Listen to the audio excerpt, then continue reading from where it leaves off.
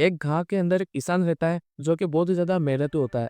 किसान जो होता है वो अपने कर्म के ऊपर बिलीव करता है। किसान के 4 बेटे होते हैं पर चारों के चारों आलसी होते हैं। किसान जो होता है वो उन्हें बोलता है कि तुम भी काम करो और अपने पैरों के ऊपर खड़े हो। पर चारों के चारों जो बेटे होते हैं वो अपनी किस्मत के भरोसे बैठे रहते हैं कि अचानक से कुछ हो जाएगा और हमारी रातों रात किस्मत बदल जाएगी। पर ऐसा कुछ भी नहीं होता है। किसान जो होता है धीरे-धीरे उसका स्वास्थ्य जो होता है वो खराब हो जाता है। वो बेड रेस्ट के ऊपर चला जाता है।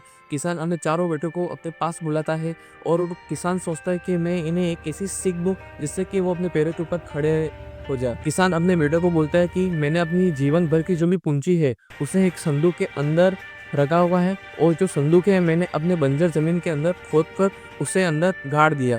मुझे नहीं पता कि वो मैंने संदूक को किस जगह पर गाड़ा।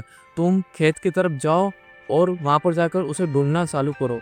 जो 4 बेटे होते हैं वो मन ही मन खुश हो जाता है कि पिताजी ने हमारे लिए गोल्ड सिल्वर रख के रखा है। जो चारों बेटे होते हैं वो अगले ही दिन खुदाई का सामान लेके बंजर जमीन की ओर चल पड़ते हैं, जहाँ पर वो खुदाई करना चालू करते हैं। 1 वीक बीत जाता है। इसी बीच उनके जो पिताजी होता है उनका देहांत हो चुका होता है। सेकंड वीक गुजर जाता है। जब धीरे-धीरे वो खोदना चालू करते हैं, वो जितनी भी बंजर जमीन होती है वो पूरी खोद डालते हैं।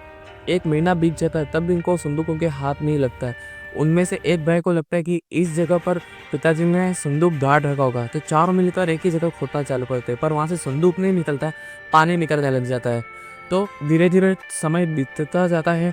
जो चारों बेटे होते हैं उनकी हालत और भी नाजुक हो जाती है। वो खाने-पीने की परिस्थितियाँ भी काबू नहीं कर सकते। उनमें से एक भाई को लगता है कि हमने इस ज़मीन को खोद डाला है जो कि अब उपजाऊ बन गई है, जिसके अंदर अगर हम फल या सब्जियाँ कुछ भी उगाते हैं, तो हम उसे हमारे खाने का भी गुजारा हो जाएगा और हम उसे मार्केट के अंदर जो बच जाएगा उसे हम बेच भी सकते हैं। तो एक भाई का आइडिया सुन के जो 3 भाई होते हैं, तो वो भी सब कंबाइन हो जाते हैं और सोचते हैं कि हम इस उपजाऊ ज़मीन के अंदर हम सब्जियाँ वगैरह उगाएँगे। वो बाज़ार के अंदर जाते हैं और जो भी सब्जियाँ उनको उगानी है, उनके बीज लेके आते हैं और वहाँ पर बोना चालू करते हैं। वो पानी पिलाते हैं, धीरे-धीरे क्या होता है जो ज़मीन होती है वो पूरी हरी-भरी हो जाती है। वहाँ पर फल, सब्जियाँ वगैरह सब उगने लग जाते हैं।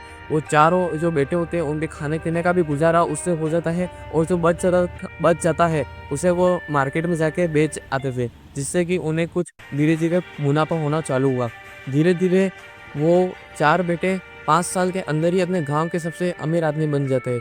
तब उन्हें पिताजी की सीख याद आती है कि पिताजी ने झूठ इसलिए बोला कि हम अपने पैरों पे खड़े हो सके, हम हमारी किस्मत के भरोसे ना बैठकर अब मेहनत करें, जिससे कि हम आज यहाँ तक पहुँच चुके हैं।